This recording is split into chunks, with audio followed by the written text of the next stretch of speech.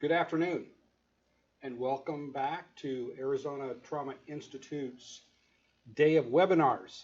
And if you've been with us throughout the day, then you already know what's kind of going on. And if you're just now joining us, we want to say welcome. Glad that you've chosen to be a part of this. So a couple of things. One, if you happen to get kicked offline, we hope that doesn't happen. But if it does, just simply log back in. You might need to reboot your web browser perhaps, but once you're back up and running, just log back in and you should be able to connect fairly easily. Also, if you have a question or a comment you would like to make, we welcome you to do that. And you can do that by just simply in the chat box or by way of the email address that's provided for you. So welcome you to do that as well. My name is Roderick Logan, and I have the privilege to talk for the next little while about trauma and spirituality. And so we're going to jump right into that. Some objectives, some things that I have in mind that I will hope, and it's my intention, will be helpful for you. First, we're going to present today 4 biblical principles that support trauma recovery. And then we want to try to demonstrate the best we can that these principles are guides for us to support safety, connection, and inclusion without judgment or shame. And then to inspire, and that's always a goal that I have, that you will find inspiration, and not just in what's presented here this afternoon, but maybe even to do some closer examinations on your part and take another look at biblical narratives, maybe this time through a trauma lens, and how that this might further lead to some discoveries of how you can be supported in recovery and in self-regulation.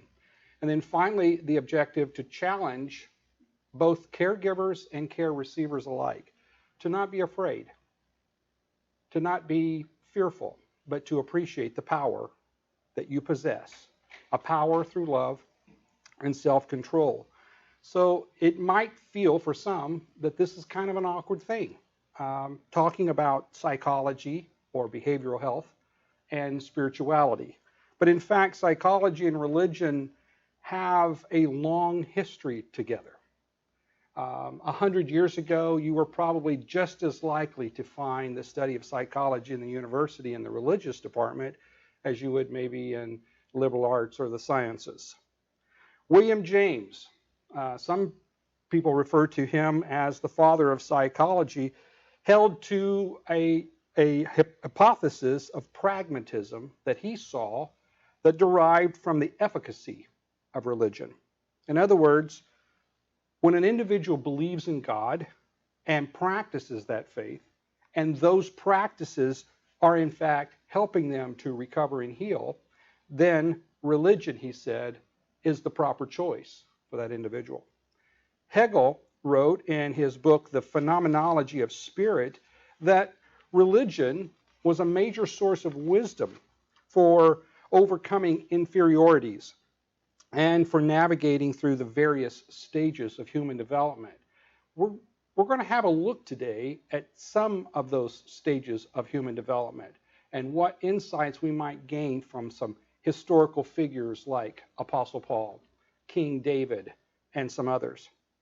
And again, Alfred Adler, more than 100 years ago, proposed an idea. And his idea still echoes down hallways, particularly in libraries where there's sections 100 and 200. And if you know the Dewey Decimal System, section 100 is psychology and 200, you guessed it, it's religion. So even in the Dewey Decimal System, they put these strange bedfellows together. He said men and women try to compensate for inferiorities that they perceive in themselves. It's the perception that one lacks power. He said that often that this lack or this perception of lack is what accounts for the feelings of inferiority. But it's religion and it's one's belief in God that can help expand a person's capacity for resiliency and recovery. And that, in fact, is one of the the things, and perhaps the main thing that we're going to be looking at today in this study of trauma and spirituality. The study today, and my intention is not for the purpose of conversion or for doctrine, not at all. But in fact, it's my intention that this would be an intelligent, rational, and substantive examination of some principles that we find in biblical literature. So with that, I'd like to begin with our imagination. So just relax for a moment. And if you were online previously with Crystal, then you might want to utilize one of her breathing techniques right now, because I really would like for you to get a hold of your cortical function and fire up that imagination for a moment. Now imagine someone close to you has gone on a long journey, and they've been gone for a while, and while they're gone, they write you a letter. And they're talking about their travel and their journey in this letter perhaps, and they drop the letter in a mailbox, but the letter gets misdirected and it doesn't arrive to you. In fact, it gets in the hands of someone else. And I know that's probably hard to imagine that would ever happen, a letter getting misdirected. But think about this question. What would your friend have written? What possible thing would your friend have written in her letter, saying it to you, the intended recipient, that would have any relevancy at all with the person who got the letter, the person that the letter was misdirected to? So let's imagine a little bit more. Let's imagine that your friend says that I'm coming back home. I'm coming home early from my trip, and I'm going to get back to Phoenix Sky Harbor. And if you're not in Phoenix, then that doesn't maybe relate to you. But wherever airport you live, in your imagination, you can insert that. But imagine your friend says, I'm coming home, and I'm going to be there on Tuesday, May 1st. Would you please come to the airport to pick me up? Now, again, in our imaginative story, you didn't get the letter. The letter was misdirected. So what part of that instruction and that piece of information is relevant to the person who got the letter? Would you imagine at all that this person that the letter was misdirected to would have a sense of responsibility to show up at the airport, to introduce themselves to your friend, and give them a ride home? That probably isn't likely to happen, right? But let's take our imagination just a little further. What if there's another piece of information in the letter, and your friend has stumbled upon some instructions to buried treasure? It's like winning the lottery, isn't it?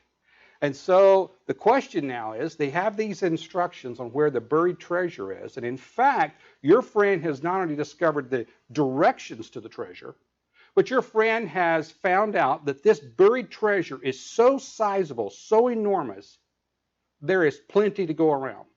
And anyone willing to make the journey, anyone willing to put forth the effort to follow the directions, could have a piece of the pie, as it were, have some of this treasure. Now, same question. Would it be surprising that the person who got this letter, when it was misdirected, can you imagine that they might show up at the treasure site, that they would have followed directions? That's probably more likely to happen, right? So that's kind of what we're dealing with here. The New Testament is a body of literature. It's a collection of literary works and literary genres by multiple authors. And it's more than 1,800 years old, and it's had a lot of writing, a lot of redaction and editing to arrive in the form that it has for those of us who read the New Testament. But the largest part of the New Testament is comprised of a genre called epistles, or the letters. And these letters are personal pieces of correspondence written by an individual for another individual. In some cases, the letter was meant for a congregation of people, but most often these letters were very personal. We're going to take a look at one of those letters today. And in doing so, we ask ourselves the question, what not only what is it that the author is communicating, what is the author's message, what is he intended to communicate, but what relevancy does this have for me? Because this letter was not originally written to me. So that's a fair question, isn't it? So let's move on and take a look at what we're looking at, and some background information about this author, Paul. Now, Paul is actually Rabbi Shaul. That's his name in the first century. And over the years, over the centuries, we've come to know him as the Apostle Paul. But a little background is going to be very important for you and I to really appreciate what he is talking about. He is a devout Jew. He was raised in a Jewish home, trained in a Jewish school. In fact, Paul's instructor is a very notable historical figure himself. Gamaliel is his name. And he taught in the school of his grandfather called the School of Hillel. Now, Gamaliel himself is a notable teacher of the first century, but the School of Hillel was probably one of the most notable schools in the Mideast. And that is the place where Paul was educated. So Paul is not only a Jewish scholar, but he is also a well-rounded scholar in all of the literature of the day, the Greek language, and the culture. So Paul is, in fact, a very brilliant, educated man. And this is all a part of his history. But something else we know about Paul that's very important. He was not a stranger to controversy. And the controversy was the result of adverse circumstances that he had encountered in his life. Paul was on several occasions whipped. Sometimes he was beaten with whips, sometimes with rods. On several occasions, he received 39 stripes. So imagine this, on 5 different occasions, he's beaten 39 times. One time he was stoned and left for dead by an angry mob. 3 times shipwrecked. Now, you go through this list and it doesn't even sound real. It sounds like some bad B movie, a bad script here. But imagine traveling by ship was a primary way of traveling in those days, and on 3 occasions of Paul's life, shipwrecked, and one of those times he was left at sea for a very lengthy period of time before he was found. So we read this, and if we're not careful, we'll just read past it as if it's just information, it's just a list of things. But what if Paul was to take the ACEs exam and answer the 10 questions? What if we rearrange those 10 questions to be really culturally relevant for a person living in the first century? Where would Paul's ACE score fall? Well, I'm not going to go down that path right now in terms of trying to guess what that would be, but only to get us to think a little deeper that in a moment we're going to read something that Paul has written in a letter, a very personal piece of correspondence for a young man that's his protege, Timothy, a disciple who is a young man who is very influenced by Paul's teaching in his life. And this letter is written by Paul while he's in prison, and he's already been sentenced to death by Emperor Nero. And so understanding this historical context can help us to begin to appreciate what Paul might be communicating, but even more deeper, what Paul might be feeling and experiencing in his own heart and life. So Paul writes, and this is a commentary that Paul writes of himself. He says, if anyone has reason to be confident in their work and accomplishments, it's I. My solidarity with Israel and the tribe of Benjamin is evident by the fact that I was circumcised on the 8th day. Now, if we just stop there for a moment, that might not resonate very strongly with Westerners in the 21st century, because it's routine for many families to have their male child circumcised, not necessarily on the 8th day, but within a few hours after the baby is born. I was circumcised like that when I was born. But in the first century, this is a mark of dignity, but more than that, it was a mark and an indication of one's connection to community. And it's not just the sense of a connection to community of the geography and the address of where mom and dad lived. Paul lived in a town called Tarsus along the Mediterranean coastline. So this connection through circumcision is not just about being a citizen of Tarsus. Much larger, this is connecting him with all the generations of Israel that precedes the first century. And so this circumcision rite that happens on the 8th day of a child's life was highly significant in that it was a connecting to the whole community. And yet, it's this community that is rejecting Paul. And it's their rejection that has led up to his arrest and now the sentence of death that he's experiencing. So he takes a lot of confidence and pride in his connection with Israel, but it's this very connection that is the source of his turmoil and the adversity. The circumcision is also something very personal. Without being too graphic, we all understand what male member is circumcised and cut on. And generally, especially in the first century, Jews don't go around undressed demonstrating or showing this memorial. But in fact, it's beneath the clothing and covered, because circumcision is not only a connection to the community, it's also something very, very personal. And so this personal connection is something that runs very deep in the fiber of this guy that we call Paul. According to Torah, he says, I am a Hebrew among Hebrews and a Pharisee. My zeal was demonstrated when I persecuted followers of the way. According to the letter of the law, I was blameless. However, whatever was gained by my work. Now notice, he takes a lot of confidence and pride in the work that he's accomplished. But Paul has had an experience with another rabbi named Yeshua. And we know him in the 21st century as Jesus. And he says, I count all this work, I count as a loss for the sake. He's willing to trade it, if you will, for the sake of Messiah. Yes, indeed, I count my whole life as a loss. Because knowing Messiah Yeshua as my Lord is of surpassing value. Keep in mind, he's saying these words from prison under the sentence of death. He says, by following him, by following Yeshua, I have suffered a lot of loss, but I count them as rubbish in order that I may benefit from Messiah. So here's a question I want you to ponder for a moment as we move forward. Where is Paul getting this sense of confidence?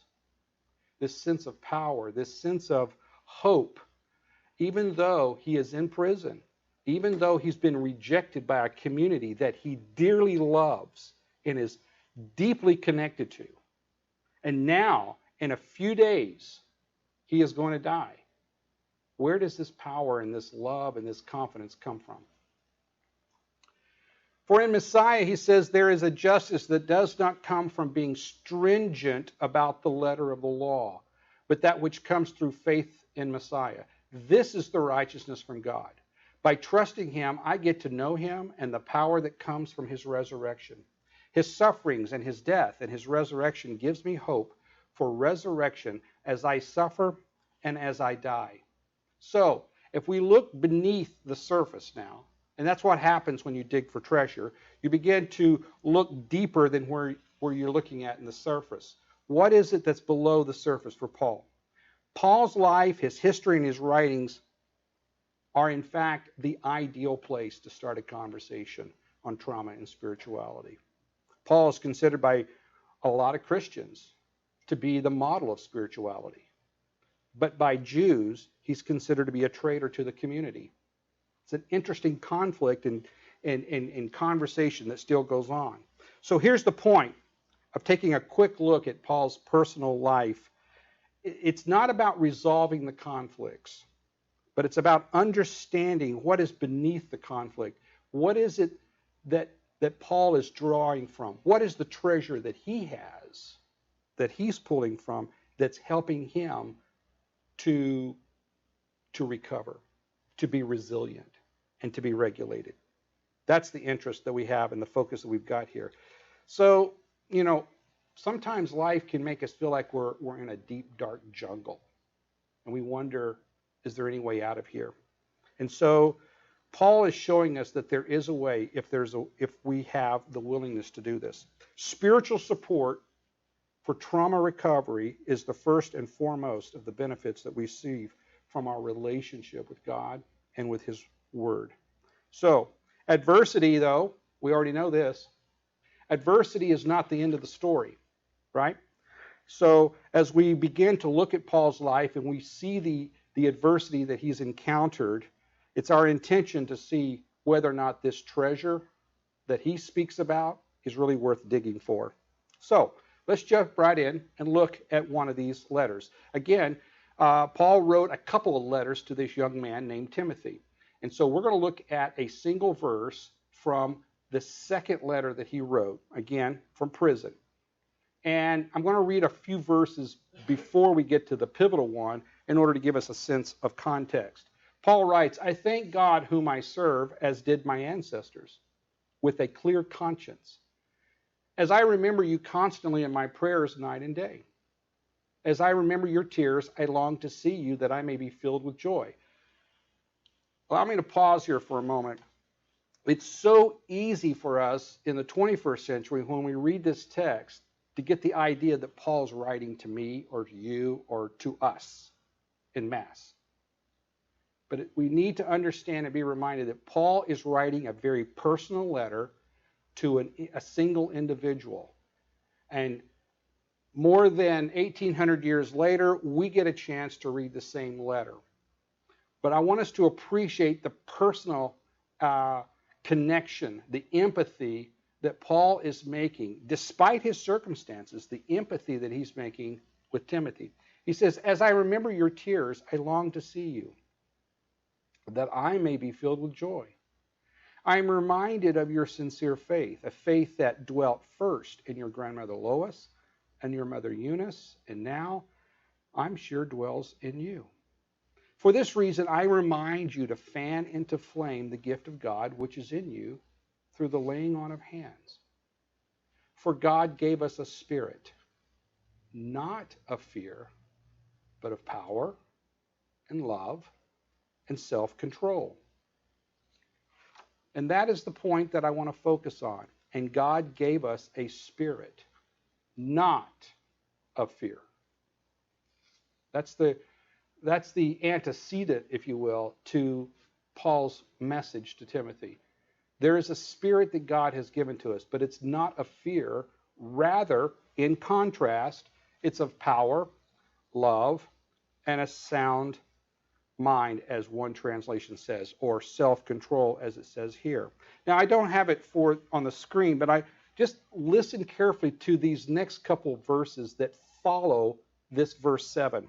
Listen carefully to what I'm saying and see if you don't pick up on a sense of resiliency and a sense of confidence and recovery and where this source for Paul might be. He says, but I am not ashamed, for I know in whom I have believed. Paul is not living with a sense of regret or remorse. And I am convinced, he says, that he is able to guard until that day what has been entrusted to him. Follow the pattern of sound words that you have heard from me in the faith and love that is in the Messiah, Yeshua, in Christ Jesus. By the Holy Spirit who dwells within us, guard the good deposit entrusted to you. So Paul is instructive, but he's reflecting on his personal journey and using his life as a model. He's modeling for Timothy that you can have a sense of confidence. That doesn't mean you've done everything right. It doesn't mean you've done everything perfect.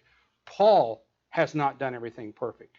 There was a time in Paul's history that he persecuted the believers of Christ, and he even killed some of the believers in Christ. But after experiencing a change in his life, he realized that he needed to make a course correction. But he also realized that living in deep regret and deep remorse is an ineffective way of living life, ineffective for benefiting other people.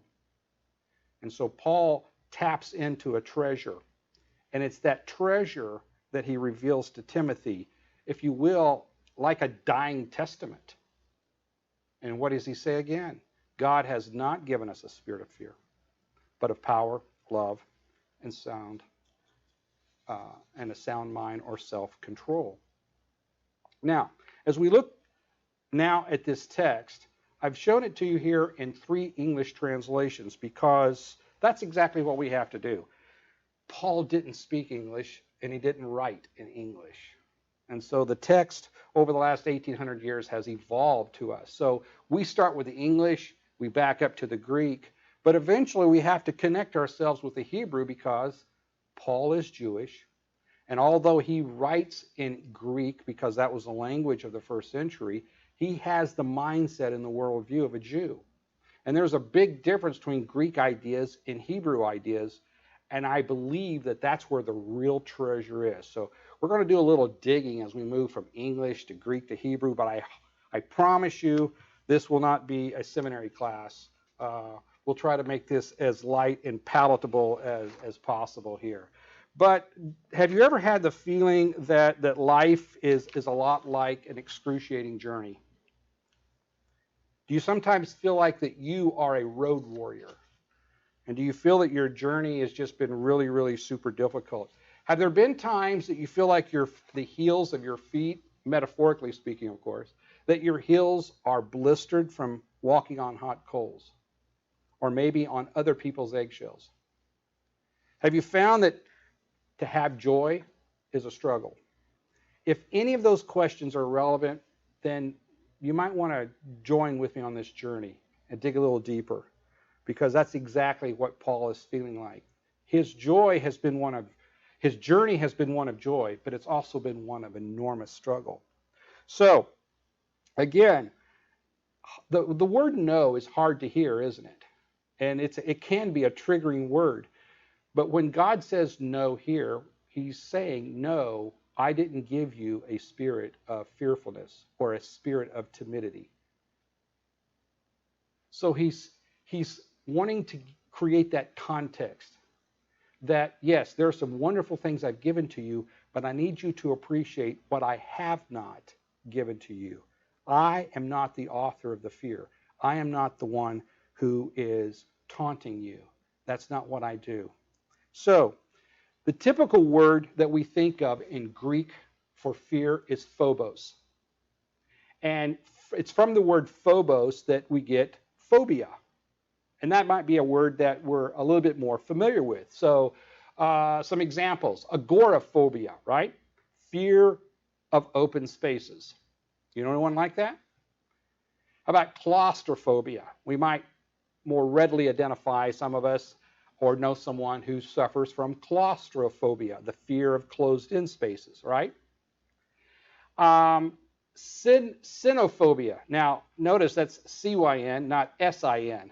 So this is not the fear of sin. Cynophobia is the fear of dogs. I have to tell you, I'll raise my hand, I have cynophobia. I have a fear of dogs. I was not attacked by a dog when I was a child. But it's the smell of wet dog. The smell of wet dog. And a dog doesn't even have to be wet for me to be triggered, right? So a little bit of cynophobia here for Roderick. That was just a moment of personal confession there. Nyctophobia, the fear of the dark, right? So the list of phobias is long, and in fact, it seems like that every time a new dictionary is published, we've got some new phobias that's been added to it. So it's like we've, at least in the English language, in the derivatives, we've taken a lot of pride in how we grow this list of phobias. But here's what's important for us to understand. When Paul talks about that God has not given us a spirit of fear, he does not use the word phobos. Wow. So he's not talking about phobias. Paul uses a different word. And the word that he uses is dalia. Dahlia. It's a Greek word that means cowardice. Cowardice. So it's an important question. What is the difference between phobia and dahlia? What is the difference between a fear and a fear like a phobia and fear as in cowardice? What's the difference here? Well, Paul has in mind something completely different from the phobia. So what we're looking at here is that the word fear is also found in Psalm 19. The fear of the Lord is clean and enduring forever. And we also see in Psalm 111 that the fear of the Lord is the beginning of wisdom. So this is a different kind of fear that we see in the Psalms than what the word that Paul is using. So there's a part of fear that can actually work in our behavior or in our behalf. Fear can help us be cautious. If you're hiking the Grand Canyon and you're around the edge of the rim, a bit of a fear can help keep you safe. And a little bit of a fear with a parent can help keep the children from running over the edge of the cliff. Fear can be a benefit in this kind of fear, right?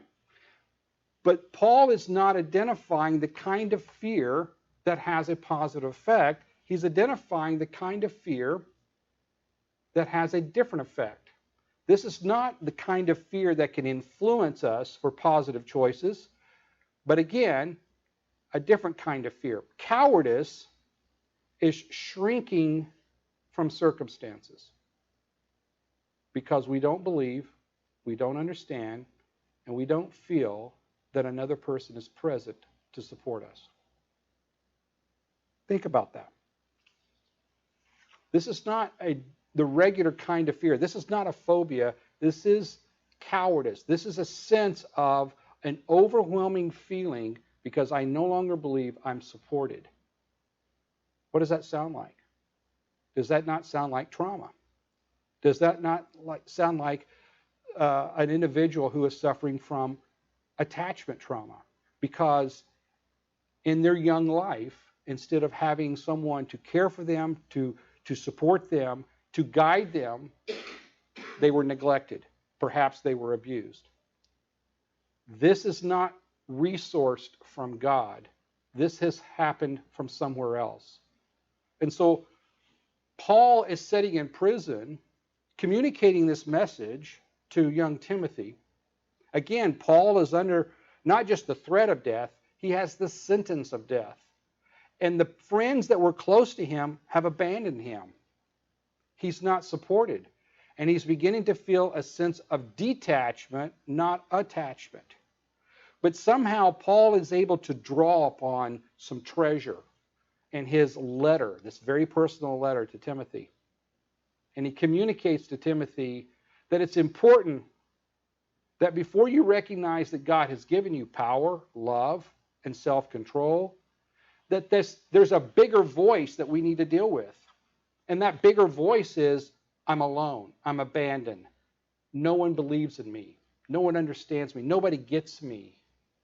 And it can leave one having that sense, or what Paul describes as a spirit of fearfulness, a spirit of cowardice. And it's important to know, Paul is communicating to Timothy, that this didn't come from God, because God, despite how it might feel, God has not abandoned you. Cowardice. It's very similar to a sympathetic dominance. Behaviors and thinking and emoting are the things that's causing us to shrink back. That's what happens in sympathetic dominance.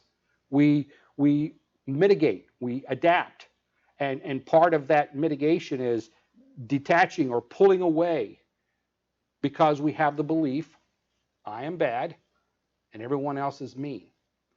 Cowardice resembles very much this reactive adaptation and mitigation, the feelings of helplessness, weakness, and defeated, and without any kind of hope.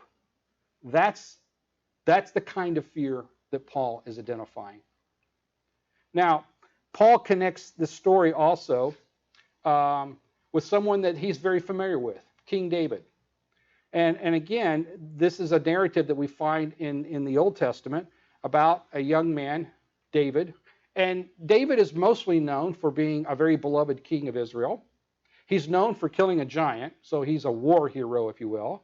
And he's known as the author of the Psalms, so he's a musician. David's known for these wonderful things.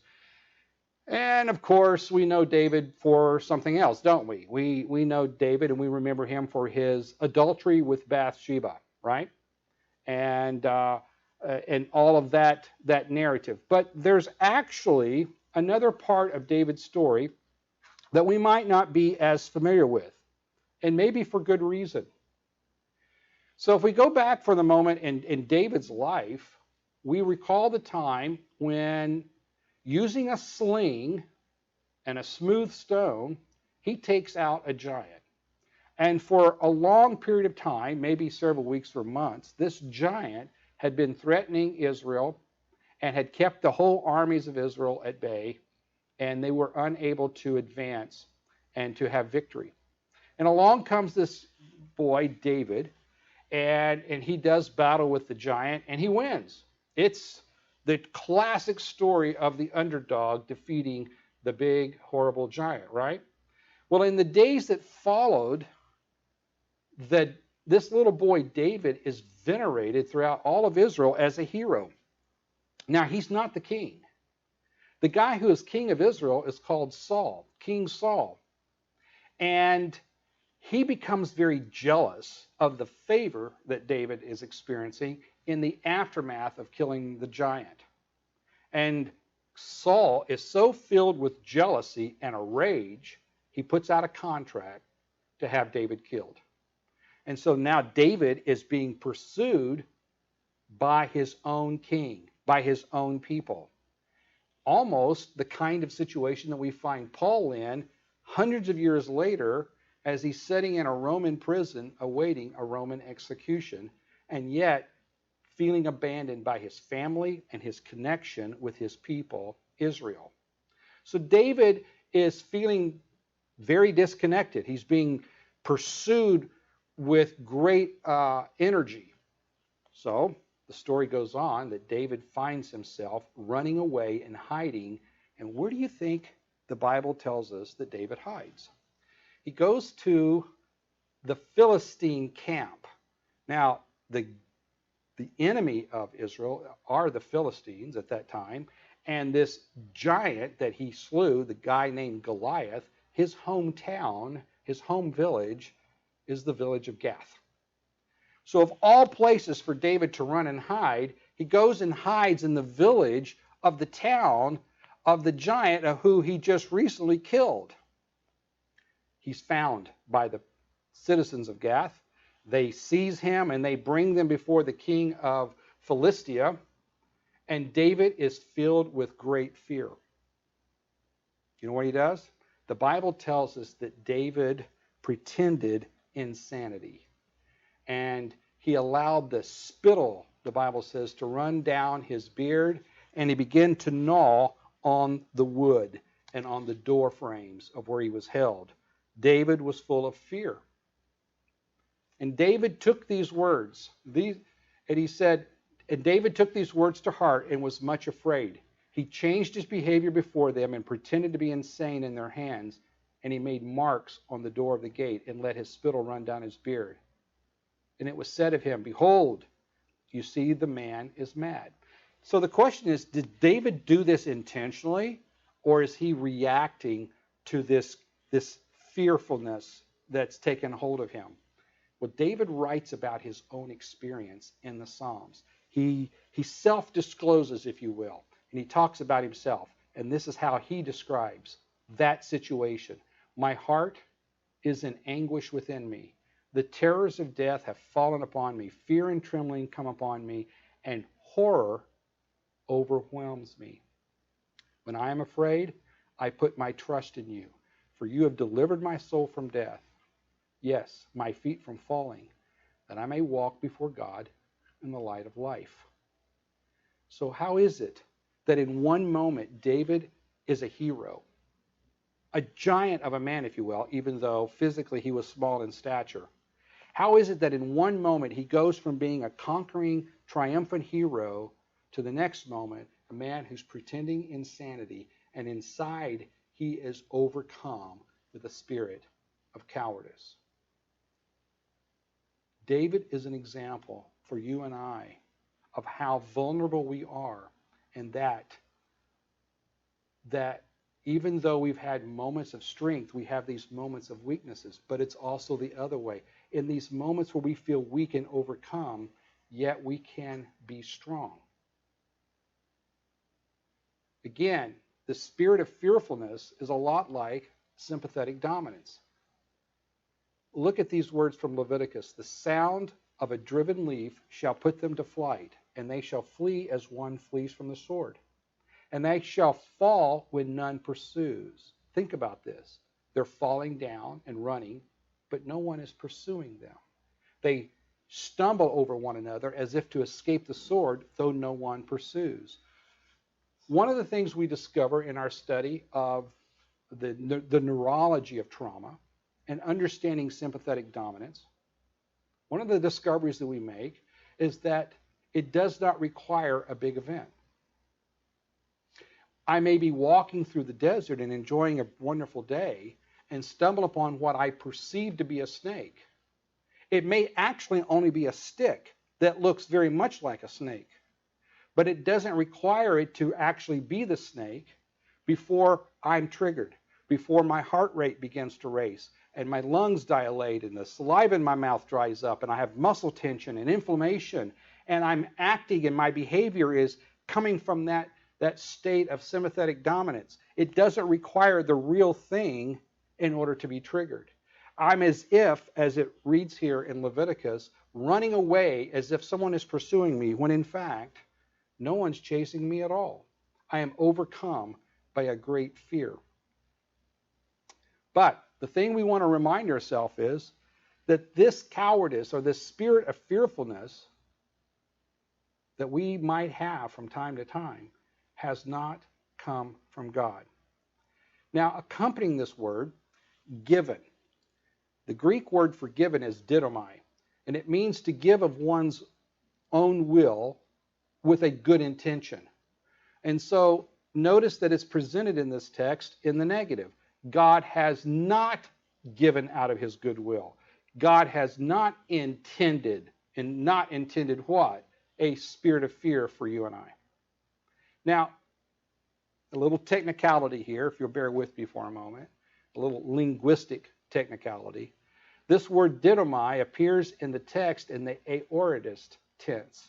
In other words, this is an action that has already been completed in the past. So how would we read this? Not only is God not giving you present tense a spirit of fear, but God has never given to you, to I, to any of his children, a spirit of fearfulness. And that is Paul's message to Timothy. Tim, listen to me, Paul is saying. God is not the author of what you might be afraid of. And you might be like David and at times feel like you're just overcome and overwhelmed despite all of the good things you've done. But what you're experiencing, it may feel very real to you, but this did not come from God. He has never given this to you. Look at something that Jesus said to his disciples in Matthew 7.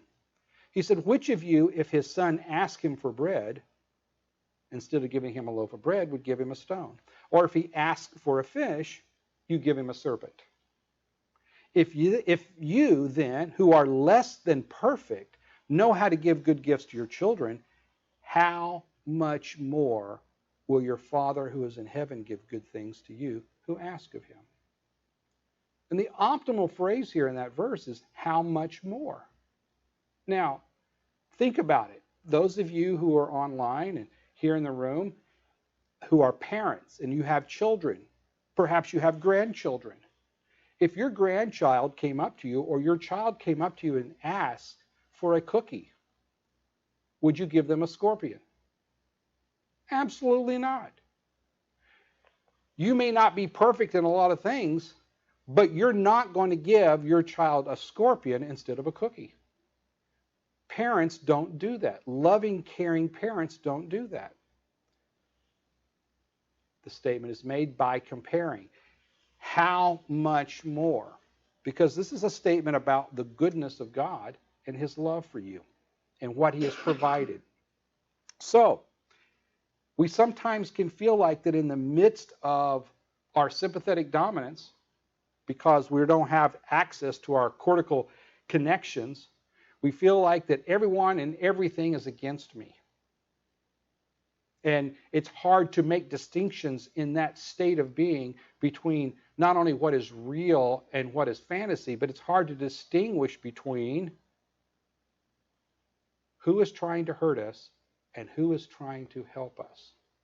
And that is the central issue that we find with cowardice. We're reminded there is no fear in love, but perfect love casts out fear.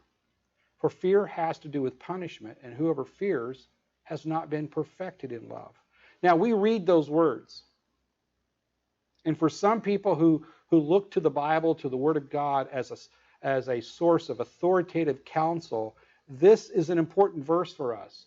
But even though we read that, and no matter how much we want to believe that those words are true, we're challenged, aren't we? Because it's hard for those words to resonate inside of us when we are experiencing sympathetic dominance. When we feel, as David did, overwhelmed because the circumstances are more than we can deal with. Or we feel the perception of threat even though no one is pursuing us. How can we believe that there's no fear in love? Because I am so afraid right now. What we want to understand is that even though we are afraid, God still loves us. God is still supporting us. Even though I am afraid, and even in my fear when I don't believe anymore. I just can't come to believe because these things have happened to me too repetitively. The intensity has been too high. The duration has been too long. The frequency has been too often. And yet, while even though others have abandoned, God has not abandoned. And you might say, Roderick, it's really hard. I don't know if I can feel that. And that's fair. In the moment that you're in, you may not be feeling it. But we're looking for principles that support us in our trauma recovery. What are some spiritual principles that will support us in building towards resiliency? There is no fear in love. Part of the conflict exists because there's an idea that God is a God of perfection, and he is not. If you talk to Jews in Judaism, if you talk to Christians in Christianity, you will come to understand that both in Judaism and in Christianity, God is not a God of perfection, but rather he is a God of compassion. Is God perfect? Perhaps. And I say perhaps because the word perfect isn't really a word that you find anywhere in the Bible, Old Testament or New Testament, that describes God. God is described in other terms. Perfection is a Greek concept, not a Hebrew idea. God is not a God of perfection historically. He is a God of compassion. You see, when we make our gods to be perfect and we pursue perfection, we find ourselves unable to relate to God. Now, I'm not representing that God is not perfect. That's not my point. My point that I'm endeavoring to make here is that there is a higher purpose, there's a higher ideal, there's a higher support here for those of us who suffer from trauma and are looking to recover and who are looking to help others to recover and build resiliency. And what is more effective and a higher ideal is not a God of perfection, but a God of compassion, a God who is merciful and who is slow to anger. It's interesting the picture of mercy and slow to anger that you find in the Hebrew language, because the Hebrew language is very pictorial, very graphic. And so the picture of long suffering is a long nose. A long nose. It's just interesting. There's no real point there. It's just fascinating that the God is a God of a long nose. It's kind of humorous, isn't it? God is a God of long nose. He's merciful and he's slow to anger. He's just and he is faithful. Father John Powell said this, "If I am to tell you who I really am, I must tell you about my feelings, whether I act upon them or not." And that's what God is doing. That's what we find in the Bible. Not only is Paul revealing his feelings, not only we see David revealing his feelings, but look at this passage that talks about the Messiah. He was despised and rejected by men, a man of sorrows and acquainted with grief. And as one from whom men hide their faces, he was despised, and we esteemed him not. Surely he has borne our griefs, carried our sorrows, yet we esteemed him stricken, smitten by God, and afflicted. But he was pierced for our transgressions, he was crushed for our iniquities. Upon him was the chastisement that brought us peace, and with his wounds we are healed. This passage was written before the Common Era. This passage from Isaiah is more than 3,000 years old. Speaking about a time when the Messiah comes, the hope that we can have because we can identify with him. He too is one who has suffered. He too is one who has healed and recovered. And through his recovery, through his resiliency, we get to recover and be resilient. There's the treasure that we're digging for and we're looking for. So Paul talks about, and again, I'm presenting this passage in different translations so that you can see not only some contrast, but some consistencies in how the English translators translated the text. So we're moving beyond what God has not given us. He has not given us a spirit of timidity or fear. But what is the first of the three wonderful gifts that God has given to us? Power. So says the New International Version. Power. So says the King James Version from 1611. The New American Standard Bible says power. The English Standard Version says power. So consistently, these various English translations all translate the Greek word here, dunamis, all the same way. It is power. So dunamis is the same word we have for dynamite. That's where the word dynamite comes from. It comes from dunamis. Also the word dynamic as opposed to static. Static is still, it's not moving. Dynamic, there's a movement going on. So dunamis is about movement, an explosive kind of an ability. It talks about capacity and vigor and strength. It's the idea of the will. So dunamis is our willpower, if you will. But if we look a little deeper, we see that in the Hebraic worldview, this word dunamis becomes something even more. Because it's not just the expression of physical prowess, but it's actually a word about influence. So the Hebrew word for power is hayil. And there are multiple words for power in Hebrew, and this would be one of them. The word is hayil. It's an influence or a force, a wealth, a designated ability. Lo haser is another Hebrew word, meaning not lacking. And yatsa is the ability to come and go, also the word for planting and harvesting. And then Allah means to ascend, and Sava means to muster or to serve. So what is the relativity of all these words and their connection to having a recovery and experiencing resiliency in our life? Well, think about the word hayil, the influence and wealth. Where else do we find this word hayil? If you were to turn over in your Bibles to Proverbs 31, and for Christians, this is a passage that gets read every Mother's Day in your church. And it starts off about an excellent wife or a virtuous woman. And that word for excellent or virtuous is the word hayil. In other words, there's a designation of strength and power that wives have. Interesting, isn't it? Lo hasir, meaning not lacking. That there is it's not just a not lacking in that everything you need you have, but it's the lo hasir is a word about recognizing and having a confidence that what has been apportioned to you is sufficient. And oftentimes people feel powerless when in fact they are powerful because they have not yet recognized just the sufficiency of what they have. They're looking for more because they've imagined that what they have isn't enough.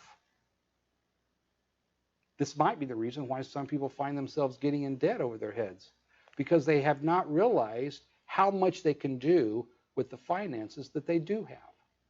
Yatsa, the ability to come and go. That might not seem at first very significant, but in the first century, in the day of Paul, this was a big deal because people were restrained in these vassal states by powering authorities that led you to be afraid of them. Certainly this is Paul's experience as he's in prison. He's not able to come and go as he will, right?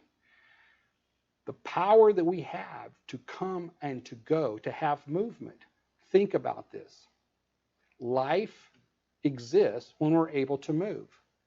When we're not able to move, we start dying. We are dead. And so the idea of power is to restore life. Isn't that what trauma recovery is all about? It's about restoring life. It's about restoring movement. The ability to come and go without a sense of feeling overwhelmed and scared. Imagine a child who has been removed by the state because their birth family has not cared for them, has hurt them, neglected, maybe abused them. And then to experience the loving care of a strong, healthy foster family or an adoptive family. Imagine that for a moment, and how powerful how powerful it is, the idea to be able to come and go, to be able to move in and out of your bedroom, to be able to go to the bathroom in the middle of the night without fear of punishment or being hurt. The fear, the power that comes, the sense of empowerment that comes with just being able to go to the dining table and eat and then to retreat from there. Yatsa. The idea of a law is a little bit more complicated sometimes, I think, to understand, because in Hebrew, the word Allah is associated with the sacrifices that took place at the temple. And that's a topic maybe for another time.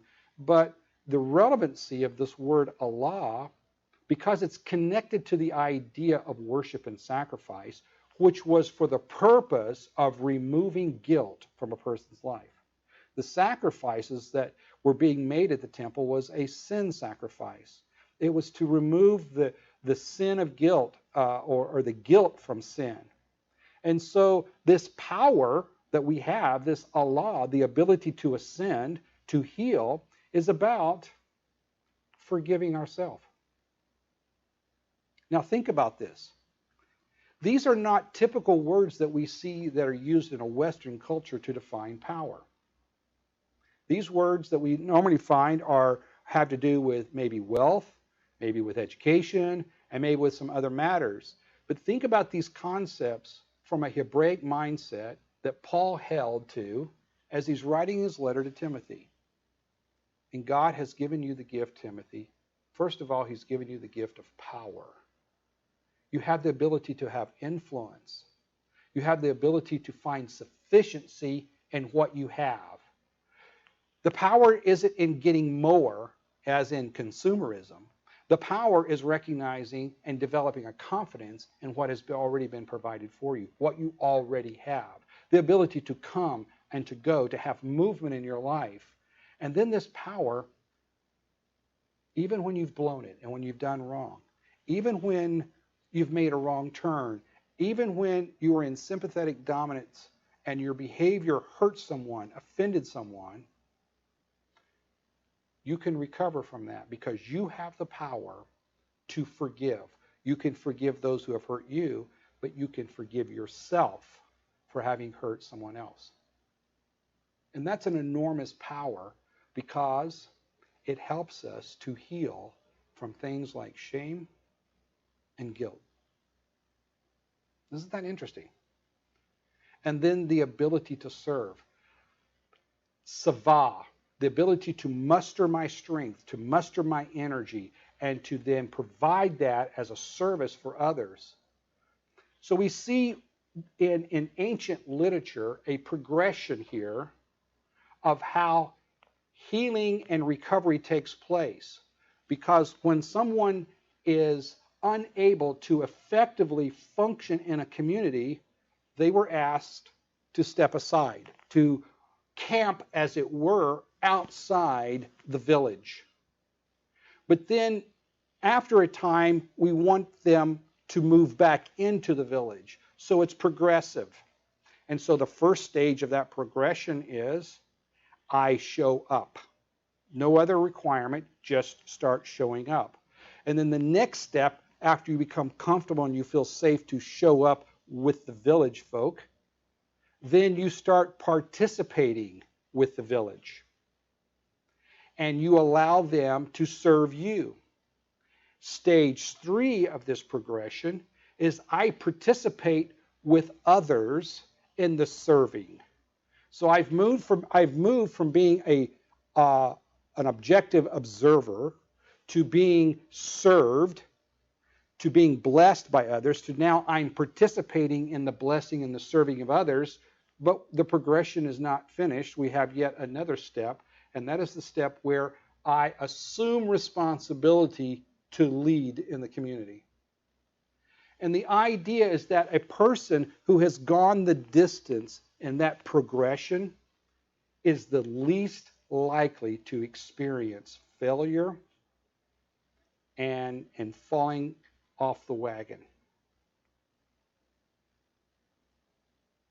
Because Sava, this power to muster and to serve, is about reconnecting the person to the community. It's about relationship. This is all the scheme. So when we look at power from a Hebraic point of view, it's not one thing or another thing. It's a range of expressions. And we don't find this power by going to Amazon.com or the most latest self-help book off the bookshelf. This power is a gift from God. And it's not limited to physical prowess. But it's about increasing our capacity. It enables us to go. This coming and going is helping us to be in sync with the world around us. This is one of the consequences of trauma, right? It robs us of our ability to be in rhythm with the world around us. Bessel van der Kolk talks about in his book, The Body Keeps a Score, how that one of the things that's manifested for someone struggling with trauma and trauma recovery is that they feel like that they're totally out of sync with everyone else. It's sort of like being on the dance floor, and everyone on the floor is dancing to the same song. Except for me, the one who is struggling, I'm wearing headphones. And what I'm hearing is not what other people are hearing. So my dance movements don't look like their movements. My timing is not their timing. My rhythm is not their rhythm. And in fact, they may be listening to some meaningful music, and what I'm listening to sounds chaotic and noise and awful. It's not just that I'm dancing to a different tune. I am also aware that everyone else on the dance floor is aware I'm dancing to a different tune. But power, this gift of power from God, enables us to not only have this movement, but to have a movement that's in sync with the world around me. How powerful is that? It restores my ability to have a voice. I can speak, and I can be heard, and my voice has substance, and it has meaning and purpose. And as I said, about forgiving ourselves. This is the gift. But here's something we want to understand. This gift is not my gift. This gift is not your gift. This is God's gift. This is not my power. This is not your power. This is God's power. And he says, I take this and I give it to you. So now it is ours because he's giving to us, but this power isn't mine or yours. In other words, this power comes with some responsibility. And this responsibility is vitally important that I understand. Viktor Frankl said mental health is based on a certain degree of tension. The gap between what is and what one should become. Isn't that the tension, right? We know what we should be, but we're not there yet. But the mental health is understanding not getting everything that I feel like that I need, but understanding that there is this gap, there is this tension, and my mental health is directly connected to my embracing the tension. So we have this exposure, and then we have my reaction. But as Frankl talks about, if I can create a space between exposure and reaction, if I can pull back for just a moment. And how do I pull back? And again, if you were online earlier when Crystal was talking, she illustrated vividly for us how we can take a step back by just stopping, waiting for a moment, listening, do some of that diaphragmatic breathing, do a body scan and start relaxing those muscles, right? We're taking our exposure, and instead of reacting, we're going to step back. We're going to create that space between exposure and my response by simply stopping, waiting, and listening. And it's in that exposure that we experience a tension, right? And a lot of people in Western cultures especially, a lot of people are very uncomfortable with tension. And we want to pinpoint or label that the tension is the issue, when in fact, the tension is that moment that I can be intentional with my response. Instead of a reactive adaptation or mitigation, I have an intentional response. And I can be intentional because I have taken the moment to stop, to wait, to listen, to relax my body. And with a relaxed body, what have we learned? With a relaxed body, I can be intentional and I can keep my code of honor. I can keep my integrity intact. And that's what happens with power.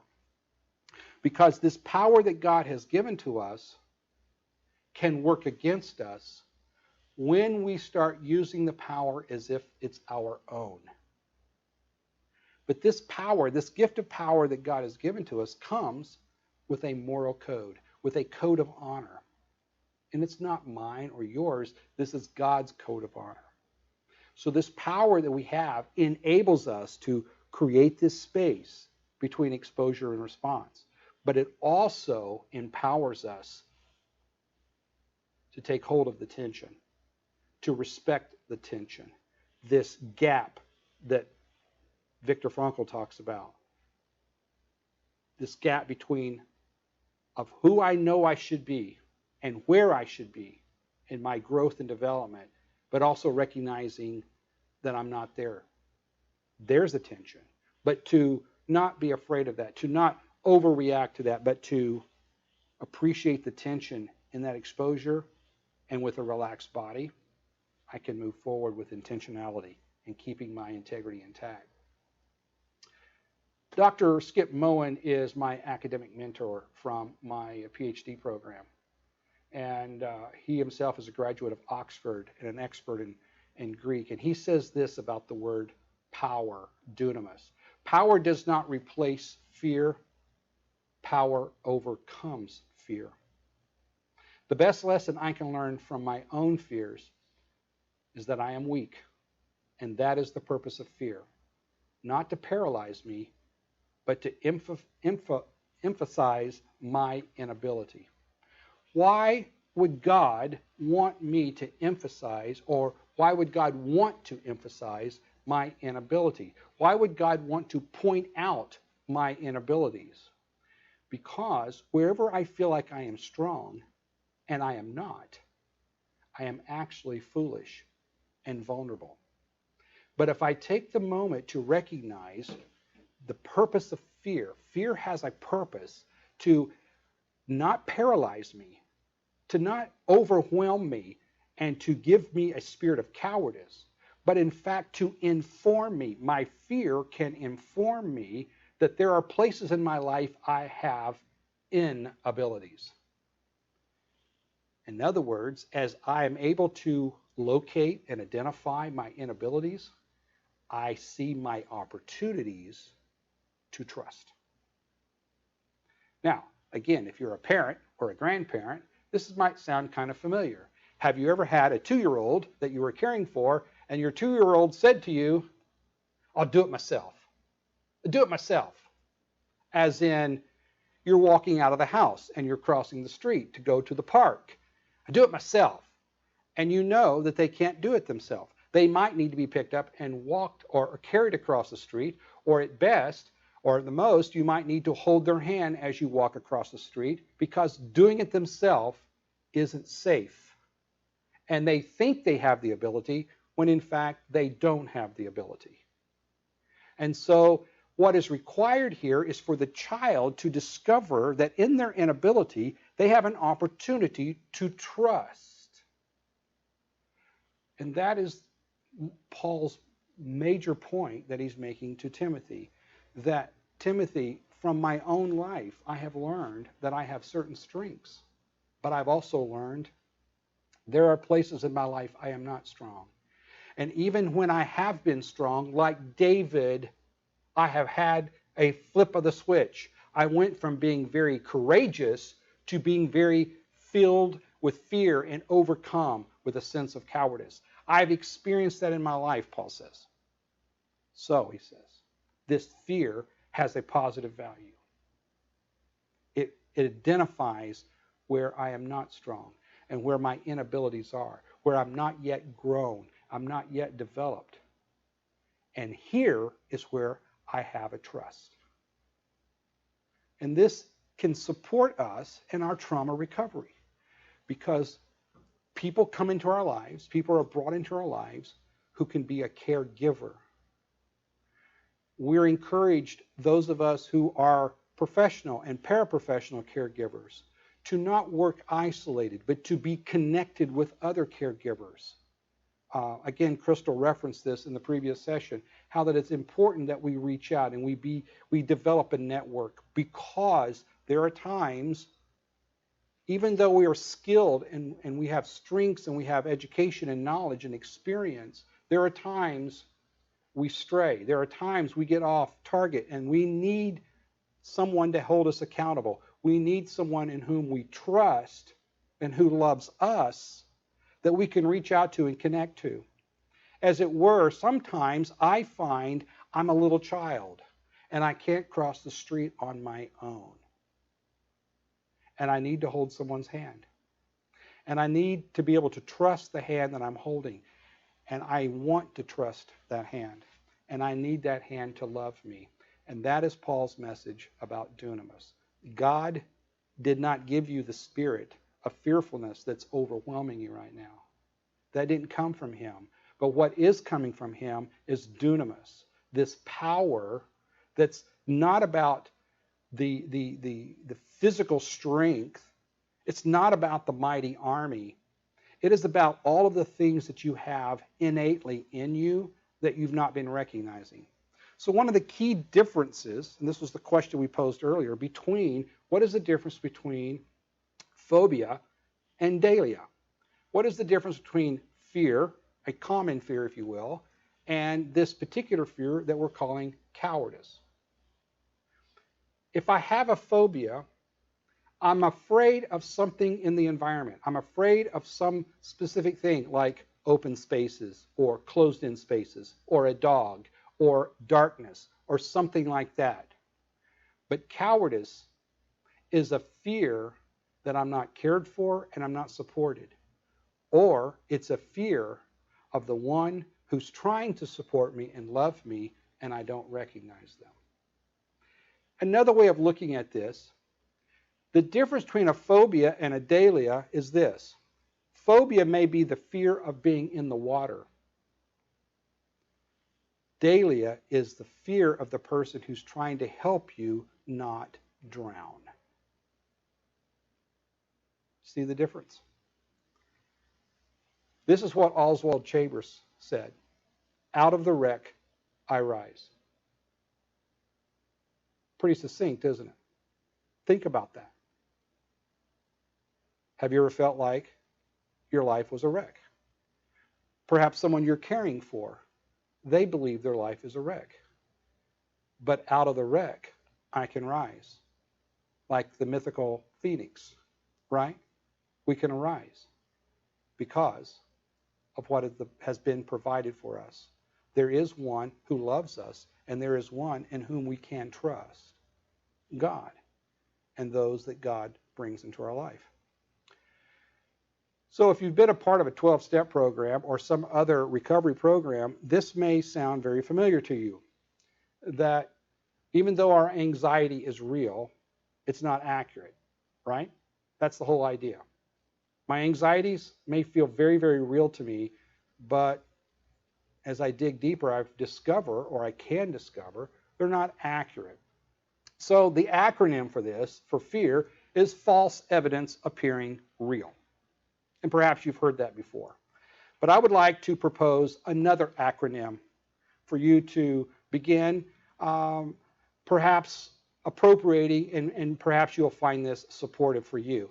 And it's using not the acronym for fear, but the acronym for faith. Because faith is both thrilling and terrorizing at the same time. Imagine, again, you're in the water and you feel like you're drowning, but then someone comes by to help you.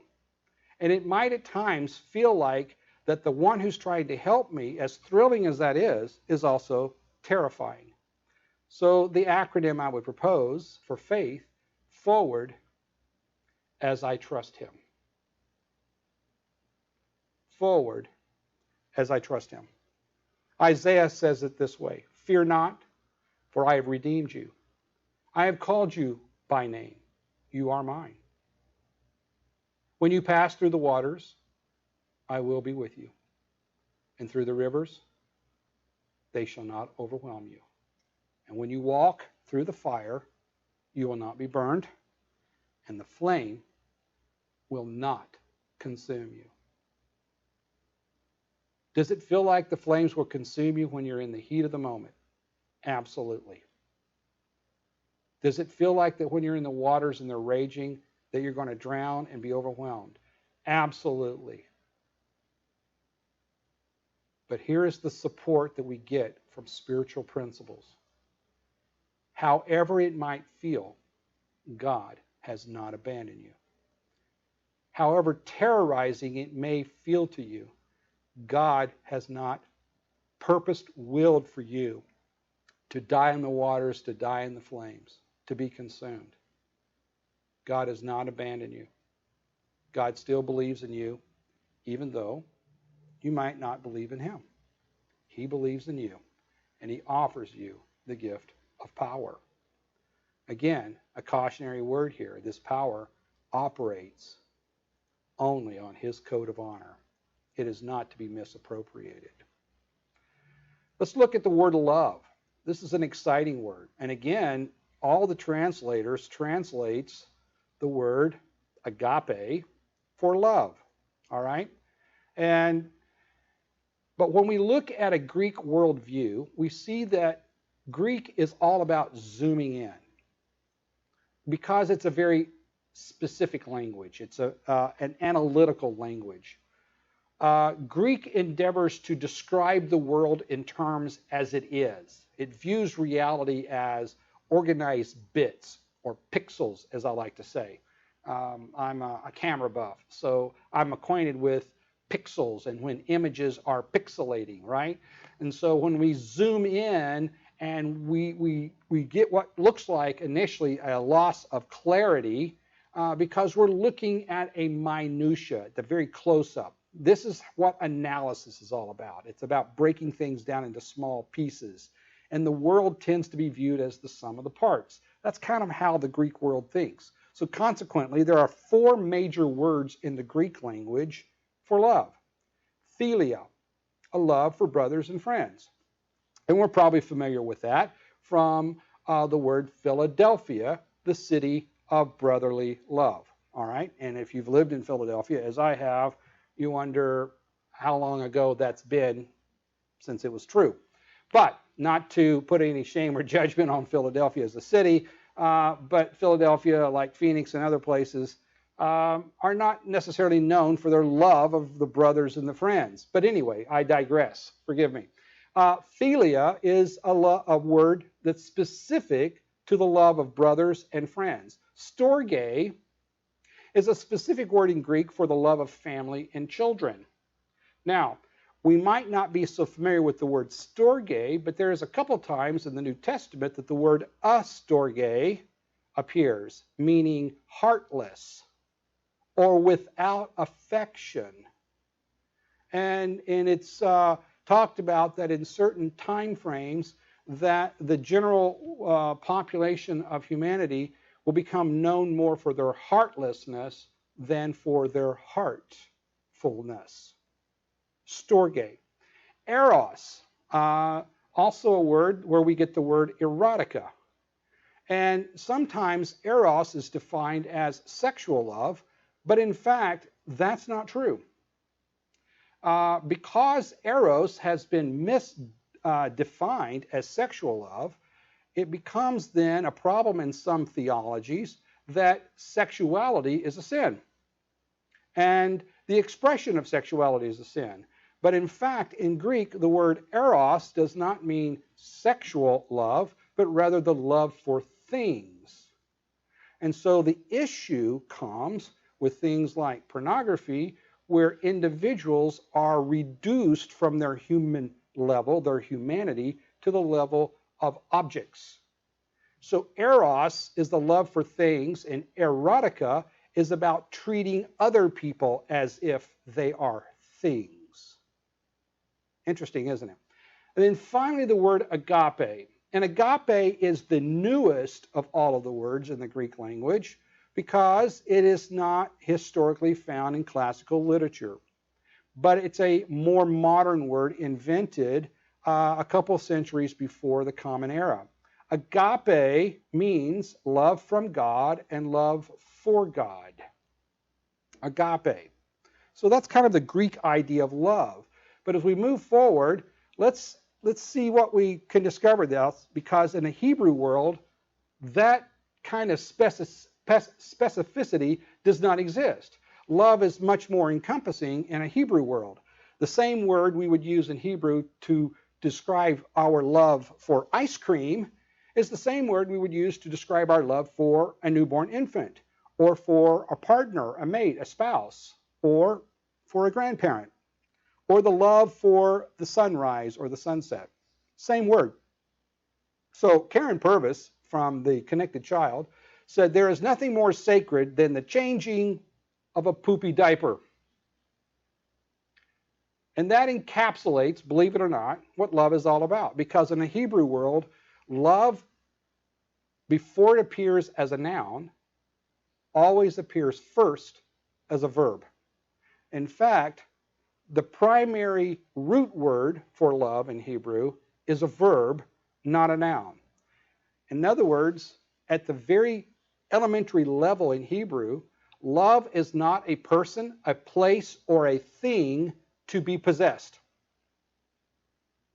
Love is a verb. It's an action, a spectrum of spontaneous feelings, choices, and actions. Some of those feelings may be inaccurate. Some of those choices and those actions may be inappropriate. But it's the spectrum or the range of those expressions that encapsulates what love is all about. The Hebrew word for love is ahav. And it means providing what is beneficial to another at a cost to myself. Think about that. From a Hebraic point of view, love is, first of all, it's an action of provision. It's something that I do. So if I say, I love you, To really be honest and accurate with that statement, I need to be involved in an action that is providing something beneficial. But the provision of what's beneficial isn't my idea of what benefits you, but it's what actually is beneficial to you. In fact, love is not at all about the giver. Love is always about the receiver. So when God says, I love you,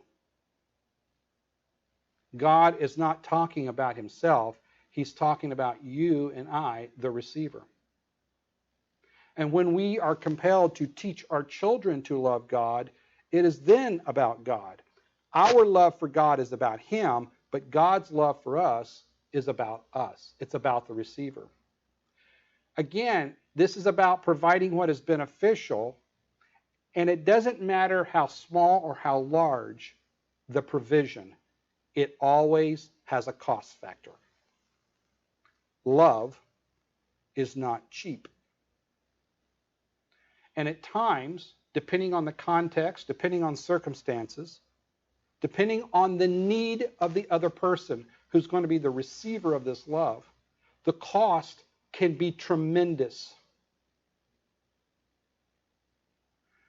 And to a Hebrew, a devout Jew, love, the cost or the price tag for love is always paid for by the giver. Now we understand maybe a little deeper the passage that says, and while we were yet sinners, God loved us and gave his life for us. Mother Teresa is a great example of providing benefits to others, and she picked up the cost. It was either in 1969 or in 1970, a reporter from Time magazine traveled to India to interview and to spend some time with Mother Teresa. In those days, it was still quite new who she was. She was not of the fame that she eventually would achieve. But her work was starting to be noticed by many. And this reporter from the magazine traveled to India to spend some time with her in Calcutta. Consequently, or not consequently, but incidentally, this reporter was a self-described atheist. And he wrote an article that was very interesting and compelling. It's still available online if you want to check it out. In his walks and his accompanying Mother Teresa on the streets of Calcutta. She was often seen routinely every day, not only feeding and caring for the poor, but for the leprous, those suffering from Hansen's disease and a very communicable disease. And on one particular occasion, he was just overwhelmed by her eagerness and her, not just her willingness, but her eagerness to feed these children and these men and these women who were suffering. And along the way, encountering people who had died. They had been overcome by their disease and they died. And Mother Teresa would pick up their bodies. She and the other nuns working there in Calcutta would collect the bodies and gather them for a proper burial. And he was overcome by this and mesmerized. And on one particular occasion, she encountered a man severely leprous, very poor, very malnutritioned. And other than just giving him food, she knelt down on the street in what was a very filthy condition and gave the man a hug. She embraced this man. And the reporter talked about how long she held that embrace before letting go. She stood back up to her feet, and the reporter asked her this question, Sister Teresa, how can you do that? And she looked at him and said, how can I not? That's compassion. That is what love is. And it's not something we can do unless we have a sense of power. and not the kind of power that says I can hug this person and not be affected by their disease or not become infected by the disease. That's not the kind of power that Paul's talking about to Timothy, and that's not the kind of power that the Bible's talking about. It's the kind of power to love that comes that it's all right there in the answer that Mother Teresa gave. How can I not? In other words, it's not like Greek, that to understand it we need a microscope and we need to zoom in really tight to see the pixels of what makes up love. No.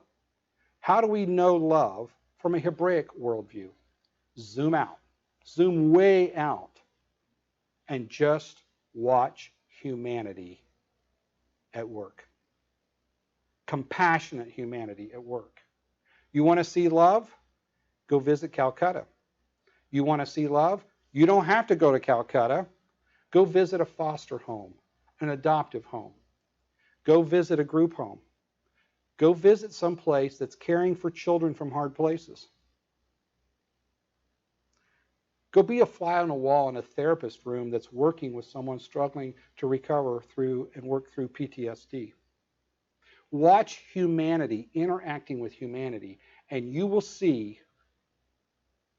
love, providing what's beneficial to another person at a cost, not to the receiver, but at a cost to the giver. That's the picture of love. And then finally, the topic of self-control. Look at how the different translations understand this word. For the Spirit God gave us does not make us timid, but gives us power, love, and self-discipline. The King James Bible says, for God hath not given us the spirit of fear, but of power, love, and a sound mind. In the New American Standard Bible, it says, for God has not given us a spirit of timidity, but of power, love, and discipline. And then finally, the English Standard Version, for God gave us a spirit, not of fear, but of power, love, and self-control. So, what do all these words hold together? Where they're coming from is the Greek word sophronismos. Sophronismos. So an accurate, we oftentimes see sophronismos, or this idea of self-control, or even, we might venture to say, self-regulation. We see this based on an accurate transfer of information. It's about my education. In fact, the traditional belief has been the more educated you are, the more disciplined you will be. That's kind of an assumption that has been in Western culture for more than 1,800 years. The more educated, the more disciplined. It's about mental gymnastics. So when you think about it, this kind of falls in line with the last 40, 50 years where there's been such a focus on having the right behavior and right thinking. But what is it that we've learned, and how do we benefit from this information on trauma-informed care, transformative care? That we've learned that if our initial response is to stop the behavior, to control the behavior, we're not connecting and we're not helping the patient or the child or the adult to feel safe. We're finding that this obsession or this obsession-like approach to caregiving that's focused on behavior and right thinking isn't working. Why? Because we learn that in a dysregulated state, we don't have access to the cortical functions of the brain, and we're reacting with adaptations and mitigations, and we're acting without thinking because our behavior is congruent to the state of our body. And if the state of the body is sympathetic dominance, then acting without thinking is the only logical thing that can happen. Sophronismos, look a little deeper. So again, this is a Greek word based in a Greek mythology. And the Greek mythology is the gods are angry and they must be appeased. The word sophronismos first appeared in a mythological story of where Apollo was instructed to do battle with Poseidon, and he refused to do so. And it wasn't because of the goodness of his heart. It was because he had the belief that the gods must be angry and I need to do something to appease the anger of the gods. And so the approach to the gods was always under the threat of death. That's the whole mythological line that is pervasive in Greek ideas. And so whether we're talking about Pharaoh of ancient Egypt, all the way to the Caesars of Rome, they all had the same mantra.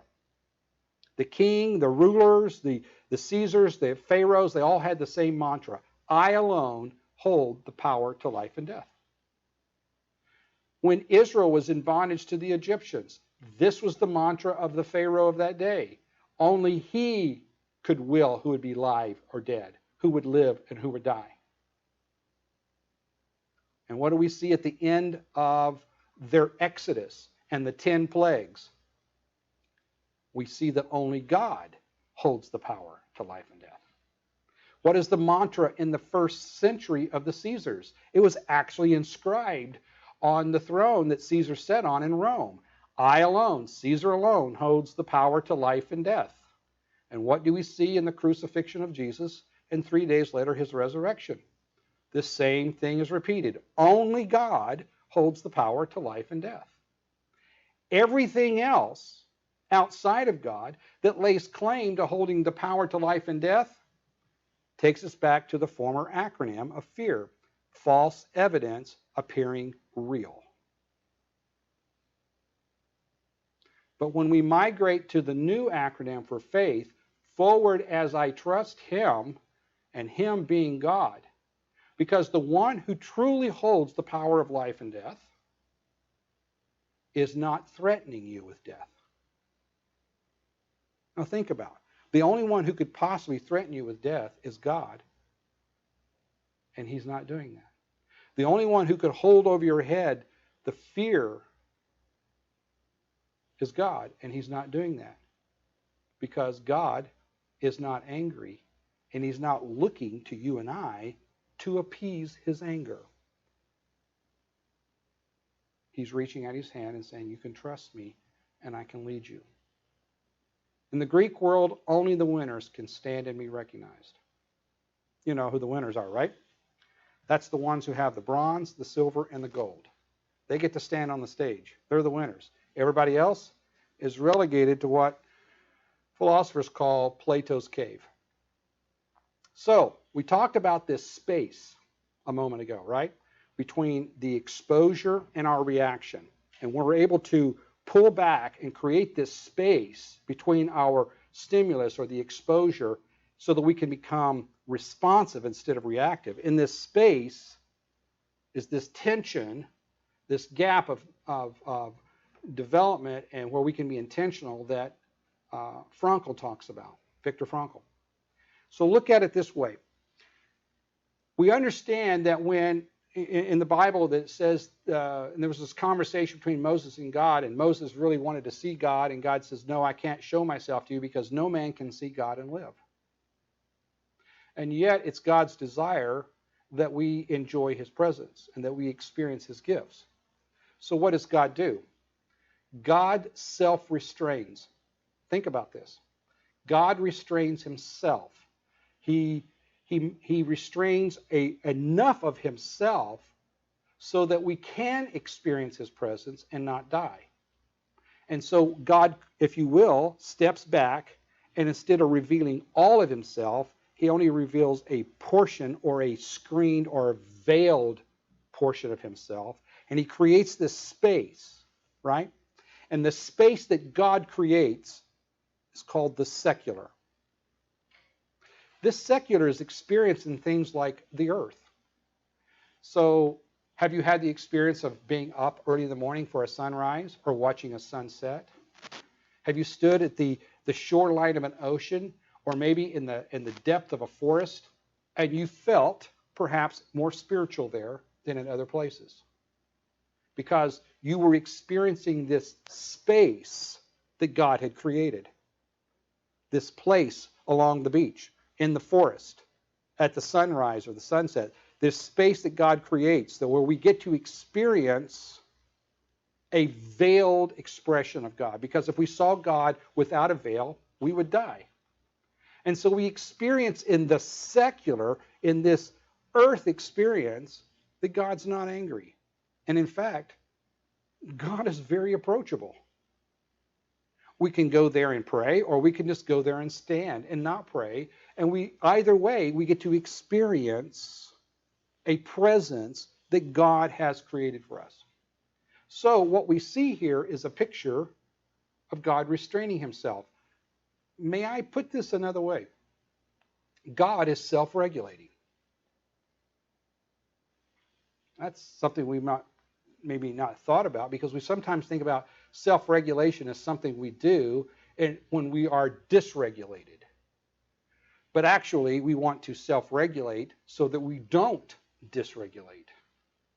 And in God's position here, he is choosing to self-regulate, because if he didn't, people die. So he models for you and I self-regulation by creating this space called the secular. Then you and I are invited to self-regulate. And when we self-regulate, we make a place for God, and that's called the holy.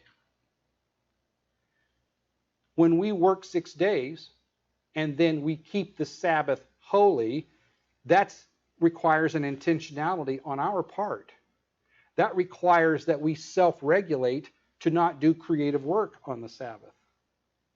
And when we look at the other commandments of God, which are invitations to self-regulate, when I don't murder, but instead I give life, when I don't lie and I tell the truth, when I am not unfaithful to my spouse, but I am faithful to my spouse, when I do these things, it's not a list of do's and don'ts. This is my effort to self-regulate, and the consequence of my self-regulation, I create a space called the holy.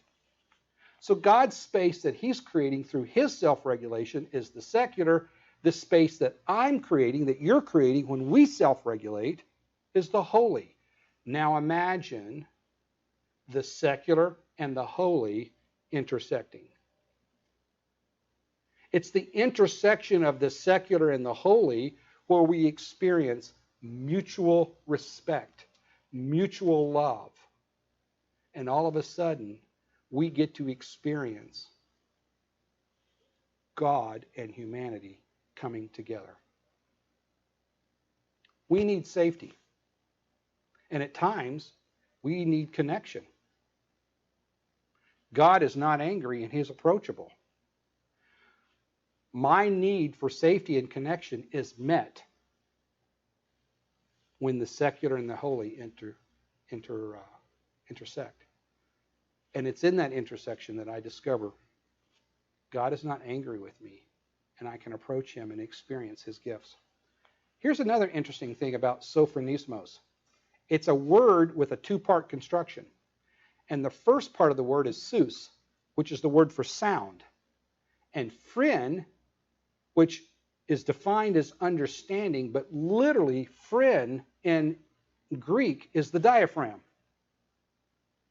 Now, again, if you were online earlier, you saw a skill-building moment from Crystal, and it has a connection with sophronismos, this word for self-control. And she was demonstrating this skill-building moment because it enables us to achieve self-regulation. And so by exercising our diaphragm, by inflating the diaphragm and deflating it, inflating, deflating in a rhythmic, slow way, and what did Crystal add to that? That on the deflation of the diaphragm to release a sound. So it would go like this.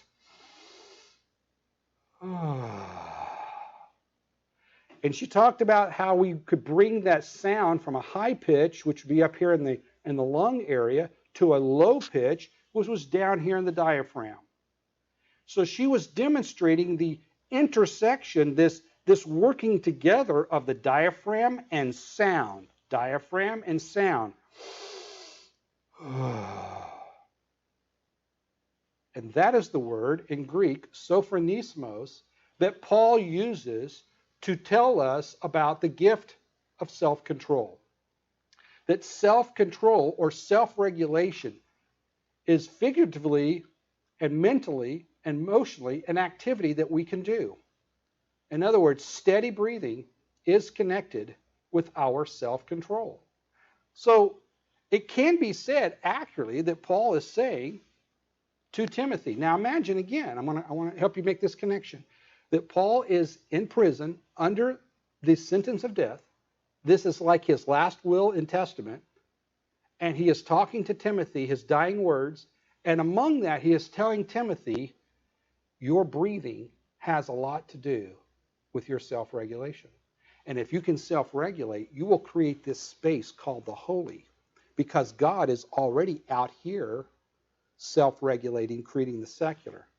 And when those two intersect, when they come together, when they overlap, you're going to experience this power and this love that God has for you. It's an amazing principle and connection between the spiritual and trauma recovery.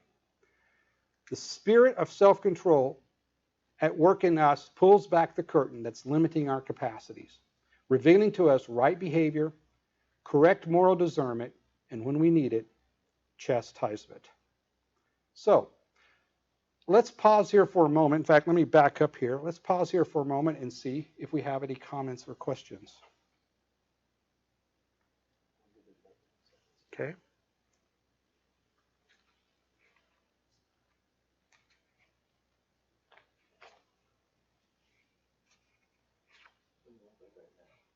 Done? Okay. I'll wrap it up.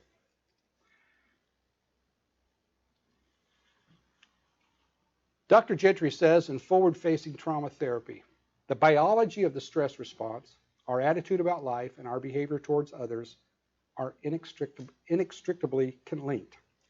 Every time we breach our integrity, we reopen moral wounds caused by trauma and chronic stress, reinforcing our dysregulation and consigning ourselves to a life bereft of meaning and self-efficacy. However, he says, the reverse is also true. Each time we act in accordance with our moral precepts, we take a step toward healing our moral wounds and knitting together the shards of our shattered spiritual skeletons. And so with that, we'll call this a close. Thank you for participating. It was so great to have you a part of the presentation today for both our online and our live audience. Thank you again for joining Arizona Trauma Institute.